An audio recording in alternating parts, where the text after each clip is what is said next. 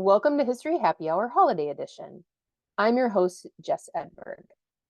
If you're new to this program, I qualify it by saying I'm not a historian nor an expert on history, but I take existing sources publicly available and present them in an informal setting in the hopes of educating through entertaining and interesting stories to inspire you to dig a little bit deeper. I would like to thank the supporters of this program, the Boathouse Brewpub for the location to host it, Ely Folk School and Boundary Waters Connect for access to audio equipment, Dorothy Molter Museum, which is my employer, allowing me to provide this outreach programming, the generous, informative, and encouraging support from the Ely Heritage Preservation Commission, and Ely Trivia for including a question related to History Happy Hour during their monthly trivia events. I would also like to shout out the Donald G. Gardner Humanities Trust for a small grant to turn last season's History Happy Hour programs into a podcast to increase awareness and accessibility of these history programs.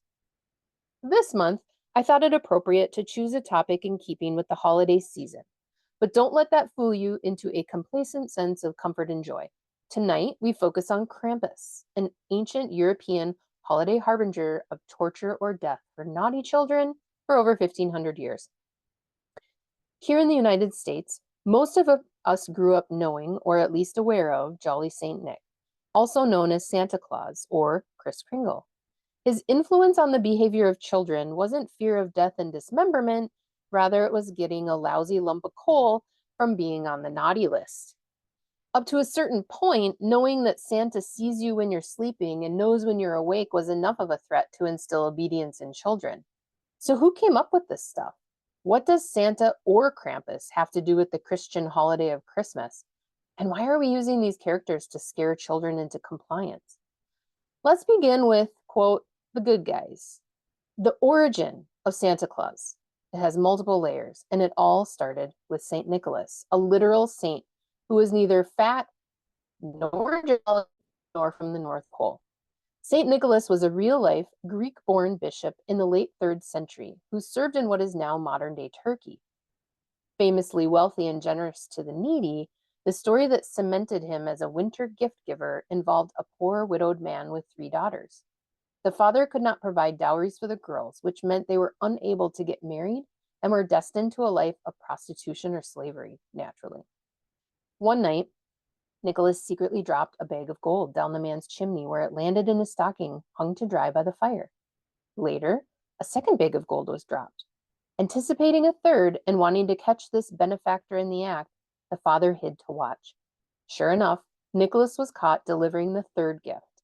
Hoping to keep this generous act secret, Nicholas begged the man not to tell anyone.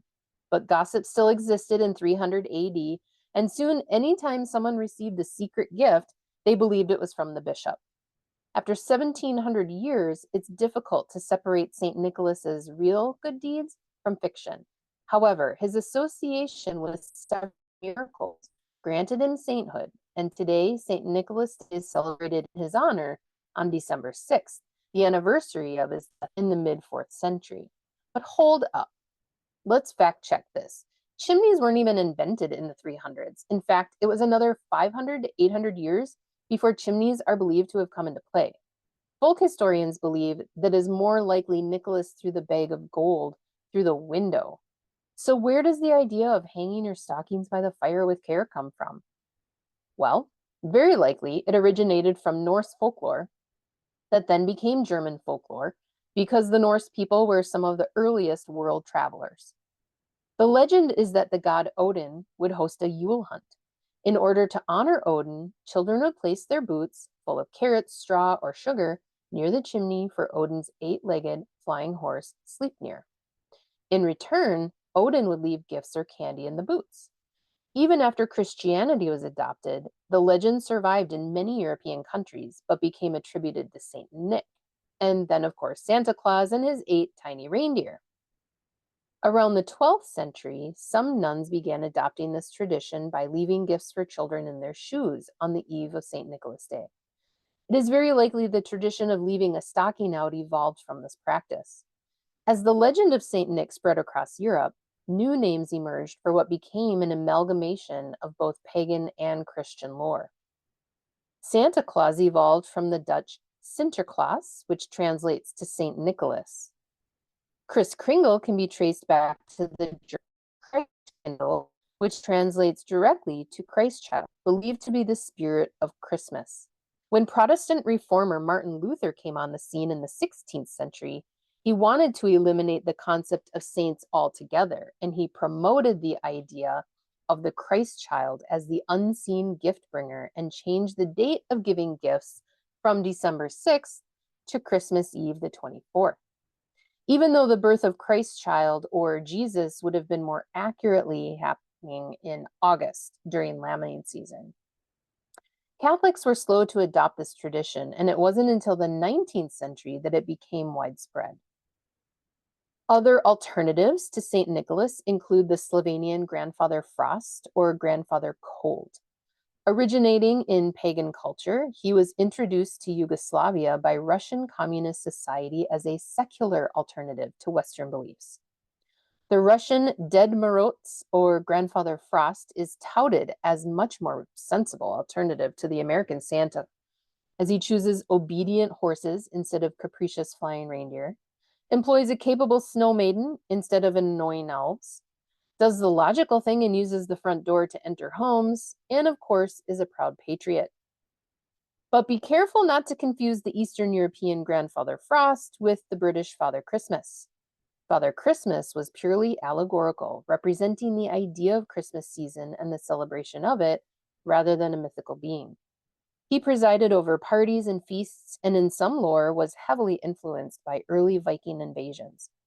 In those legends that predate St. Nicholas, Father Christmas is a pagan shaman or a pagan bringer of spring. Father Christmas seems to be the closest iteration of St. Nick that Americans have of a jolly red-nosed round man bringing cheer during the holidays.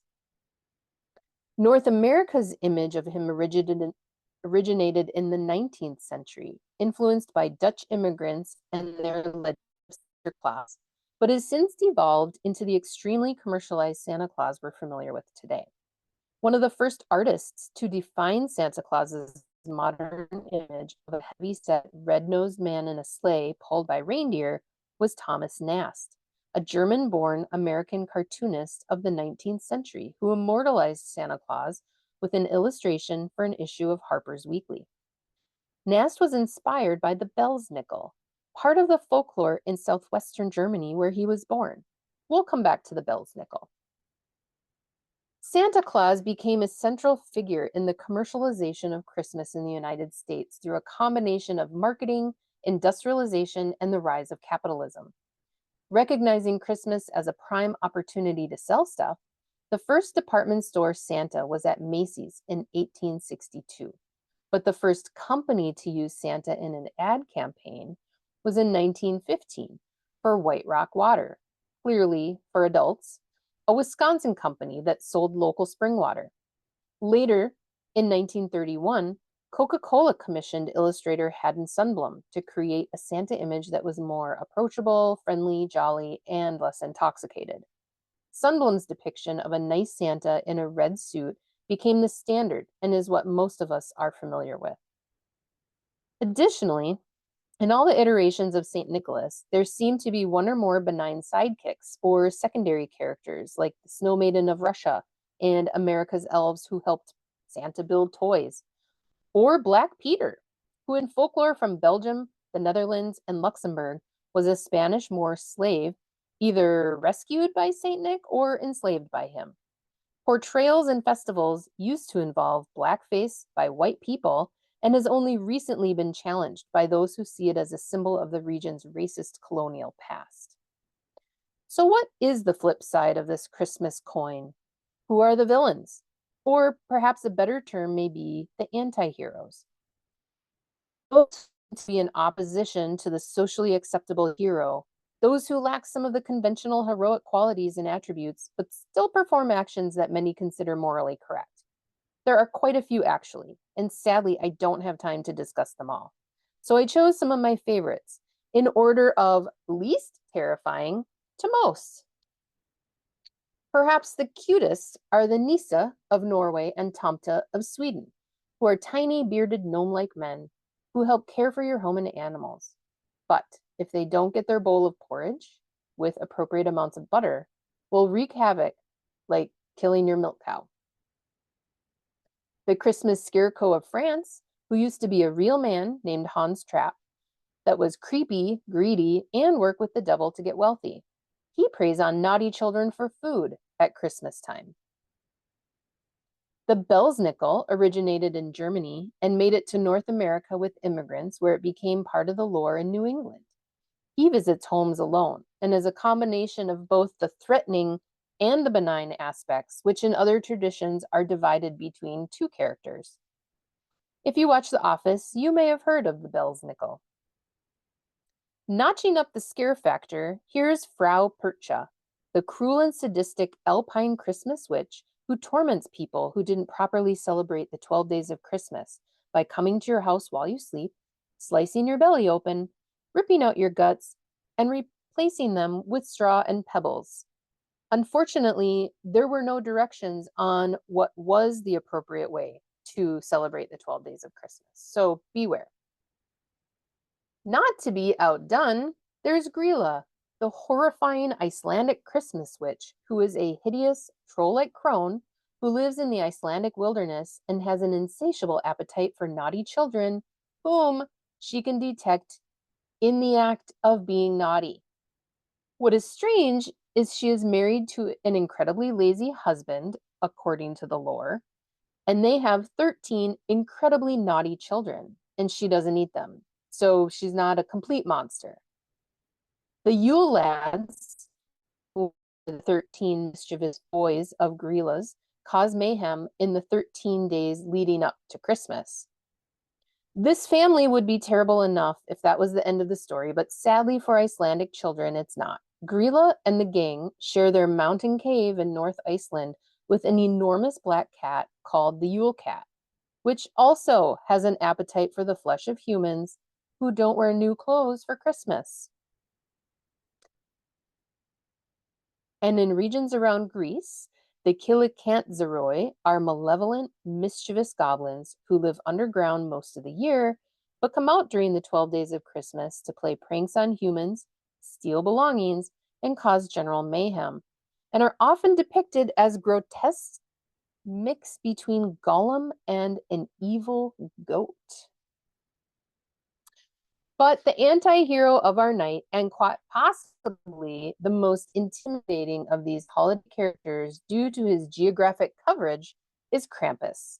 The name Krampus originates from the Old Germanic word krampen, which means claw, of which he has some long and sharp ones. Krampus's roots date back to the pre-Germanic paganism in Central Europe. He was believed to be the son of Hel, the Norse goddess of the underworld, and thought to have been part of pagan rituals for the winter solstice. Krampus's original pre-Christian incarnation was to watch over humans and protect them, scaring away evil winter spirits and helping people overcome fear. Additionally, it contained elements of maintaining social order by warning of punishment by Krampus to adults not contributing positively to society. However, with the spread of Christianity, Krampus unsurprisingly became associated with the devil, and during the Inquisition starting in 12th century, it was forbidden to masquerade as a devil and punishable by death. This association with the devil linked the lore of Krampus into Christian holiday traditions. As a result, the custom only survived in extremely remote regions of the mountains that were nearly inaccessible. It survived there, becoming a part of the Christmas traditions, and slowly began to spread over the region, increasing in popularity as time passed, even with additional efforts in the 20th century to eradicate Krampus by the Nazis. And if Saint Nick was the character of children to be good, Krampus was quite realistic. St. Nicholas rewards nice children by leaving presents. Krampus beats those who are naughty with a bundle of sticks. In some cases, he's said to eat them or take them to the underworld. Krampusnacht, or Krampus Night, is celebrated on December 5th, the day before the feast of St. Nicholas.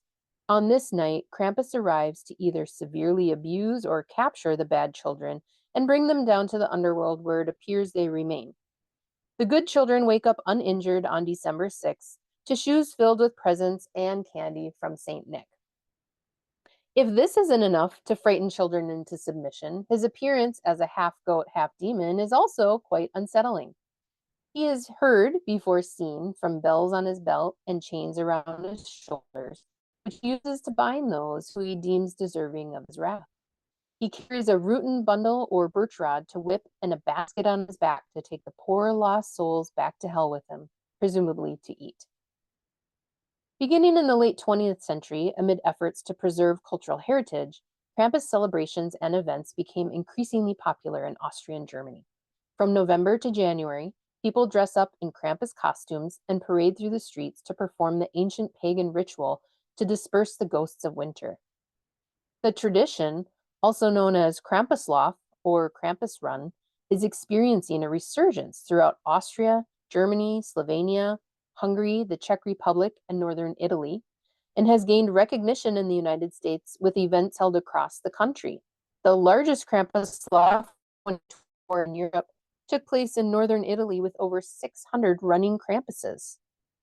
The Krampus No Lauf offers an accessible and inclusive parade in New Orleans, Louisiana, with a designated area with a quiet zone and available social story, mobility zone, audio description zone for the blind, and an American Sign Language zone to interpret. It is also committed to only including sustainable items to throw for parade goers in an attempt to reduce the amount of plastic used. Florida also has one of the biggest Krampus themed events in the US. The 2013 episode 12 Days of Krampus in the Grimm TV series and the 2015 movie Krampus, featuring well-known actors Adam Scott, Toni Collette, David Koechner, and Allison Tolman, brought this anti-Santa into the mainstream, and that, combined with a renewed interest in folk arts, skills, and culture, has brought Krampus closer to the forefront this time of the year. If you want to participate in Krampus events, just hop on Facebook and visit Krampus America, a Facebook group based in the United States covering Krampus.